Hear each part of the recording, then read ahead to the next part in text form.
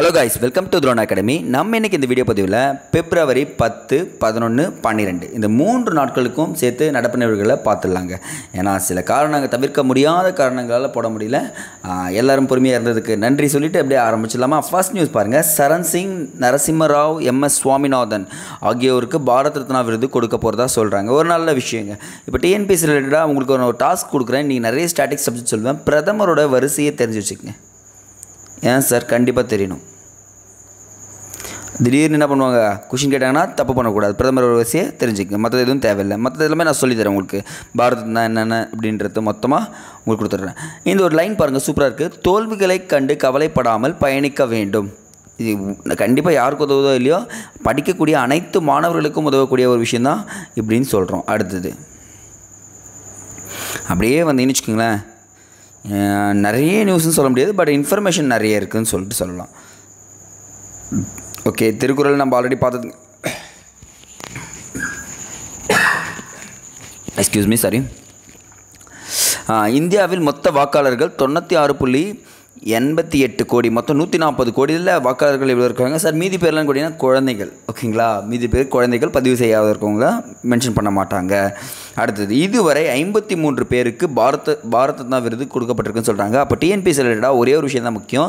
1954 முதல் முறையாக பாரத விருதுகள் கொடுக்கப்பட்டது. அதில் ஃபஸ்ட்டு 3 பேர் வாங்கியிருக்காங்க.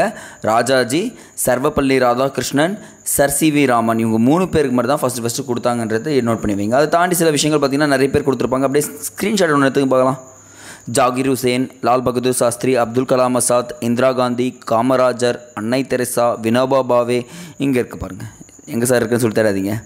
மொராஜி தேசா, சத்யஜித் ரே, அப்துல் கலாம், ஜெயபிரகாஷ் நாராயண், மதன் மோகன் Malviya, Atal Bihari Vajpayee, M Visvesvaraya, MS Subbulakshmi, MGR, Nelson Mandela. அப்போ பாருங்கள், நெல்சன் மண்டேலா மட்டும்தான் வெளிநாட்டவர்.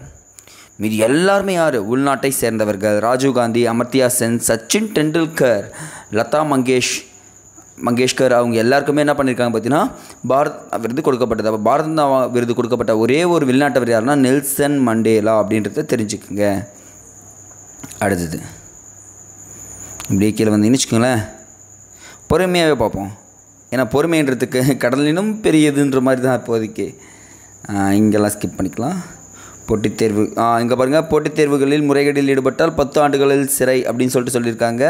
ஸோ புதுடெல்லியில் நிறைவேற்றிட்டாங்க. பார்ப்போம். அடுத்தது, விவசாயிகளின் வாழ்வாதாரத்தை மேம்படுத்த கூடுதல் முயற்சின்னு சொல்கிறாங்க. உங்களுக்கான டாஸ்க் இன்றைக்கி நோட் பண்ணுங்கள். பசுமை புரட்சியை ஃபுல்லாக படிங்க.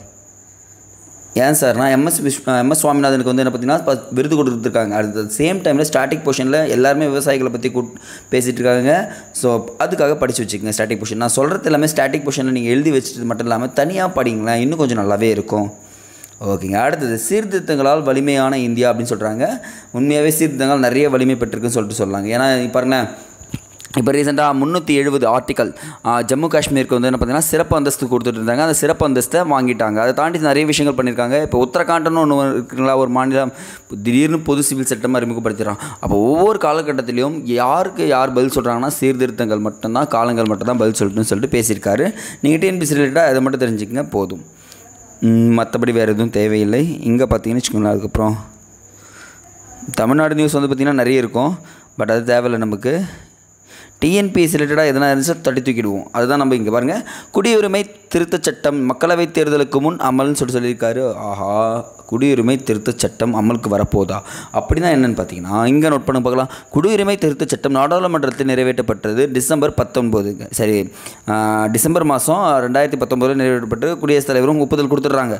ஆனால் இங்கே என்ன கொடுத்துருக்காங்கன்னா 3 நாடில் பாருங்கள். அந்த 3 நாடு வங்கதேசம், பாகிஸ்தான், ஆப்கானிஸ்தான். இந்த 3 நாட்டில் இருந்து 2014 டிசம்பர் 31க்கு முன்னதாக வந்த முஸ்லீம்கள் அல்லாத சிறுபான்மையினர்கள், முஸ்லீம்களுக்கெலாம் கிடையாது, அங்கேருந்து வந்த ரெஃப்யூஜிஸ்க்கு மட்டும்தான் கொடுப்போன்னு சொல்கிறாங்க. ஸோ அதனால் என்ன ஆகிடுச்சுன்னா இது இன்னும் கான்ட்ரவர்சியாகவே இருந்துகிட்ருக்கு. பார்ப்போம், இப்படி அமல்படுத்திட்டாங்கன்னா என்ன நடக்கும்ன்றது தெரிஞ்சுக்கலாம். அப்போ இந்த 3 நாடுகள் நோட் பண்ணி வைங்க. ஏன்னா அந்த 3 நாடுகள் தான் கொஷினில் உங்களுக்கு டிஎன்பிஎஸ்சியில் கேட்பாங்க. அடுத்தது இங்கே பாருங்கள். வரலாற்று படைக்கும் நேரம் இது, மக்களுக்கு பிரதமர் அழைப்புன்னு சொல்லியிருக்காங்க. ஒன்றும் இல்லைங்க, 2 திட்டம் தான். நோட் பண்ணுங்க பார்க்கலாம். பிரதம மந்திரி ஆவாஸ் யோஜனா, 2வது முத்ரா திட்டம். முத்ரா அனைத்து சமூகத்தை சேர்ந்தவர்களும் தொழில் முனைவோருக்கு அப்படின்னா கடன் கொடுக்குறான் பார்த்தீங்களா, சிசு, கிஷோர், தருண் சொல்லிட்டு இருக்கோம். அது எல்லாமே நோட் பண்ணி வைங்க. நம்ம ஸ்கீம்ஸ்லேயும் அதை பற்றி நான் உங்களுக்கு சொல்லித்தரேன். அடுத்ததுப்பா, இது யோசிச்சே பார்க்க முடியலைங்க. தேர்தல் பத்திரங்கள் மூலம் பாஜகவுக்கு கிட்டத்தட்ட 1300 கோடி நன்கொடை போயிருக்குங்க. அப்படின்னா யோசிச்சு பாருங்களேன், எப்படியும் பிஜேபி ஆட்சி பிடிக்குதோ இல்லையோ, ஆனால் அவங்ககிட்ட எவ்வளோ போயிடுச்சு, இது வரைக்கும் நன்கொடையாகவே 1300 கோடி போயிருக்கான். பரவாயில்ல, பார்ப்போம். அடுத்து பாருங்கள், அபுதாபியில் முதல் இந்து கோவில் பிரதமர் மோடி திறந்து வைக்கிறார். ஃபஸ்ட்டு டைம் போய் நம்ம பிரதமரே திறந்து வைக்க போகிறாரு. பட் நமக்கு டிஎன்பிசி ரிலேட்டடாக துபாயில் நடைபெறவுள்ள உலக அரசாங்க மாநாடு எக்ஸ்பெக்டட் கொஷினுங்க. ஏன்னா நரேந்திர மோடி 7 முறை போயிருக்காருங்க இது வரைக்கும். எங்கன்னா அபுதாபி போயிட்டே இருப்பார் துபாய்க்கு அடிக்கடிக்க. அப்போது இதனால் போயிட்டு என்ன பண்ணுறேன், 7 முறை போன விளைவின் காரணமாக தான் அங்கே ஒரு இந்து கோயிலையும் திருவிட்டார். அட் த சேம் டைமில் அரசாங்க மாநாட்டுக்கும் போய் கலந்துக்க போகிறாருன்றத சொல்கிறாங்க. ஸோ இதை நோட் பண்ணி வைங்க. எக்ஸ்பெக்டட் கொஷினுங்க சார். அப்புறம் வந்துடுச்சு சார்னு சொல்கிறேன், சொல்லக்கூடாது, வரும், கண்டிப்பாக வரும். அடுத்தது தமிழக சட்டப்பேரவை கூடுகிறதுங்க. பார்ப்போம். இதுக்கப்புறம் தமிழ்நாட்டில் ஃபுல்லாகவே மசோதாக்கள் நிறைவேற்றப்பட்டுகிட்டே இருக்கும். நான் அதை பற்றி நான் உங்களுக்கு ப்ரீஃபாக எக்ஸ்பிளைன் பண்ணிட்டே இருப்பேன். ஸோ இது அப்படியே நோட் பண்ணிட்டே வாங்க. எக்ஸாம் பாயிண்ட் ஆஃப் வியூவில் நிறைய விஷயங்கள் நான் உங்களுக்கு சொல்லித்தரேன். இப்படியே வந்தீங்கன்னா மீனவர்கள் இதெல்லாம் வேண்டாம், இங்கே தான் முக்கியம். விடுதலை போராட்ட வீரரும் மே தினத்தை அறிமுகப்படுத்தியவரும் வருது. அப்போ மே தினம் அறிமுகம் செய்யப்பட்டவர் யாருன்னா சிங்காரவேலர். அவர் தான் வந்து பார்த்திங்கன்னா மே தினத்தை அறிமுகம் செய்கிறார். உங்களுக்கான ஃபர்ஸ்ட் கொஷின் நோட் பண்ணுங்கள். சிங்காரவேலர் ஒரு அமைப்பை உருவாக்கினார். அந்த அமைப்பின் பெயர் என்ன? நான் சொல்கிற கேள்வி புரியுதா? சிங்காரவேலரால் உருவாக்கப்பட்ட அமைப்பு எது, அந்த அமைப்பின் பெயர் என்ன? ஒவ்வொரு கேள்வியும் பொறுமையாக ஆன்சர் பண்ணணும். ஒன்றுன்னு போட்டு அந்த அமைப்பு பேர் மட்டும்தான் போடணும். நீங்கள் உருவாக்குறதெல்லாம் போடக்கூடாது. ஃபஸ்ட்டு கொஷின், சிங்காரவேலர் அமைப்பை உருவாக்கினார், அந்த அமைப்பு பேர் என்ன? 3 கேள்வி இருக்குது. வாங்க, இன்றைக்கி எத்தனை பேர் படிச்சிருக்கீங்களோ அவங்களால மட்டும்தான் அட்டன் பண்ண முடியும், இல்லை தேடி அட்டன் பண்ண முடியும். அட்டன் பண்ணுற எல்லாருக்குமே குட் கொடுப்பேன் நாளைக்கு. கை ஊட்டு கலாச்சாரத்தை நீக்குவோம். இந்த இடத்துல தமிழில் ஒரு விஷயம், கை ஊட்டுனா லஞ்சம்ங்க. ஊழல் வாங்குறான் பார்த்தீங்களா, அவங்க நம்ம வாங்க மாட்டோங்க. ஏன்னா நமக்கு அரசு அதிகாரி ஆகணுன்றது மட்டும்தான் கனவு, அது ஆட்டோமேட்டிக்காக பார்த்துக்கலாம் அப்படின்னு சொல்லக்கூடியது தான். அடுத்து பாருங்கள், எய்தற்கு அரியது இயந்தாங்கால் அந்நிலையை செய்தற்கு அரிய செயல் அப்படின்னு சொல்கிறாங்க. அப்படின்னா ஒன்றும் இல்லை, உனக்கான காலம் வந்துச்சுன்னா அந்த காலத்தை நேரத்தையும் கரெக்டாக பயன்படுத்தி அப்போது என்னென்ன வேலை செய்யணுமோ அது எல்லாமே செஞ்சு முடிச்சிடணும்னு சொல்கிறாங்க. ஃபார் எக்ஸாம்பிளுக்கு சார், நான் ஒரு நாளைக்கு 10 மணி நேரம் வேலை செய்கிறேன், 8 மணி நேரம் தூங்குறேன், மீதி இருக்கிற நேரம் தான் சார் படிக்கிறேன்னு சொல்கிறான்னு வச்சுக்கோங்க. ஒரு பையன் அவன் என்ன பண்ணுறான்னா, சார் எனக்கு ஒரு நாள் லீவு கிடச்சிச்சு, அந்த 10 மணி நேரத்தில் நான் 4 புக்கை படிச்சிருவேன் அப்படின்னு 4 டாபிக் படிச்சிருவேன்னா அவன் தான் ஏன்னா அவன் தேர்வுக்கு தயாராகுவான், தேர்வுலையும் வெற்றி பெறுவான்னு சொல்லிட்டு சொல்கிறாரு. நம்ம அதை ஓகேங்களா, நம்ம ரிலேட்டடாக எடுத்துக்கங்க. நெக்ஸ்ட்டு போராடுங்க, தப்பே இல்லைங்க. ஃபஸ்ட்டு உங்கள் கூட போராடிடுங்க. முடியலையேன்னு சொல்லிட்டு ஒரு நாளும் துவண்டு போயிடாதீங்க. நீங்கள் என்றைக்கு துவண்டு போகிறீங்களோ அது வந்து பார்த்திங்கன்னா நீங்கள் விதி மேலே பழி சொல்கிறதுக்கான காலம்னு சொல்லிட்டு சொல்வேன். இந்த இடத்துல உங்களுக்கான 2வது கேள்வி தயாராக இருக்குது. இந்திய கல்வி முறை காலத்தின் தேவை அப்படின்னு சொல்லிட்டு சொல்லியிருக்காரு. சமூக சீர்திருத்தவாதியும் ஆரிய சமாஜத்தின் நிறுவனர். இந்த இடத்துல ஒரு கொஷினே இருக்குது பாருங்கள். ஆரிய சமாஜத்தின் நிறுவனர் யாருன்னா தயானந்த சரஸ்வதியும். அவருடைய 200வது பிறந்தநாள் கொண்டாடப்படுகிறது. அப்போ ஆனால் உங்களுக்கான கேள்வி அது கிடையாது. ராஜாராம் மோகன் ராய் எழுதிய 2 செய்தித்தாள்கள். ரொம்ப டஃப்பாக இருக்கே கொஷினு. பாருங்கள், ஃபஸ்ட்டு சிங்காரவேலருடைய நிறுவனம் கேட்டேன், 2வது ராஜாராம் மோகன் ராய் எழுதிய 2 செய்தித்தாள்கள். அந்த 2 செய்தித்தாள்களை கமெண்ட் செக்ஷனில் கமெண்ட் பண்ணுங்கள். 2 கேள்வி, 3வது கேள்வி ஒன்று இருக்குது, அப்படியே விட்டுறக்கூடாதுல்ல உங்களை. அடுத்தது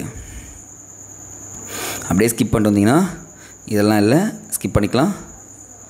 ஒரே ஒரு விஷயம் தான் இங்கே பாருங்கள், இதை பற்றி நம்ம பேச போகிறோம். ரெடி ஆகிக்கிங்க எல்லாருமே, ஓகேங்களா? பிப்ரவரி GSLV F-14 ராக்கெட் ஏவுதலை பார்வையிட்ட இன்று முன்பதிவுன்னு சொல்லியிருக்காங்க. என்ன பண்ணியிருப்பாங்கன்னா, இன்றைக்கி மாலைக்குள்ளே போய் யாருன்னா பதிவு பண்ணால் பண்ணிவிடுங்க. ஏன்னா சரி முடிஞ்சிருச்சு. அப்போ GSLV F-14 ராக்கெட் ஏவுதலையை நேரில் பார்க்க கொடுத்துருக்காங்க. இதை பற்றி நம்ம பேச போகிறோம், நாளைக்கு பேசிடலாம். பிப்ரவரி 17ஆம் தேதியிலேருந்து அப்படியே மொத்தமாக என்ன பண்ணிடலாம், மொத்தமாக இதை பற்றி ஃபுல் டீட்டெயில்ஸ் கொடுத்துட்றேன். அடுத்து பாருங்கள், பர்கூர் ஆராய்ச்சி மையத்துக்கு விருது அப்படின்னு சொல்கிறாங்க. சார் பர்கூர் ஆராய்ச்சி மையம்னா என்ன சார்? நாட்டு மாட்டுக்கே ஒரு ஆராய்ச்சி மையம் அமைச்சிருக்காங்கன்னா அது பர்கூரில் இருக்குன்றதை நோட் பண்ணுங்கள். அப்போ நாட்டு மாட்டுக்கே தனி ஆராய்ச்சி மையம் எங்கே இருக்குன்னா பர்கூர். அப்போது அந்த நாட்டு மாட்டை பற்றி ஒரே ஒரு விஷயம் சொல்கிறேன் சார். நாட்டு மாடு வந்து பார்த்திங்கன்னா நீங்கள் ஒரே நாள் மட்டும் எங்கன்னா எடுத்துகிட்டு போய் அந்த இடத்துல மேய்க்க வச்சு திருப்பி கூட்டின்னு வந்துட்டிங்கன்னா மறுநாளும் அது வரைக்கும் தான் போய் மேய்ஞ்சிட்டு திருப்பி அந்த இடத்துக்கே வந்துடும். ஒரு குறிப்பிட்ட நாளில் அது என்ன ஆகிடும், அந்த எல்லையே தாண்டாது. அதுக்குன்னு ஒரு எல்லையை போட்டு அந்த பவுண்ட்ரிக்குள்ளே மேய்ஞ்சிட்டு ரிட்டன் வந்துடும். அதுக்காக தான் அதுக்கெல்லாம் கயிறுலாம் போட மாட்டாங்க. ஸோ நல்ல விஷயம் தான், நாட்டு மாடு தான் வளர்க்க ஆரம்பிச்சிருங்க, பார்த்துக்கலாம். ஓகேங்களா? ஓகேங்க. இதோட என்ன இதுன்னு பார்த்தீங்கன்னா கரண்ட் அஃபேர்ஸ் ஃபுல்லாகவே முடியுது. நான் எப்பவும் சொல்கிறேன், போராடுங்க, கண்டிப்பாக உங்களால் ஜெயிக்க முடியுன்றத சொல்லி விடைபெறுகிறேன். நன்றி.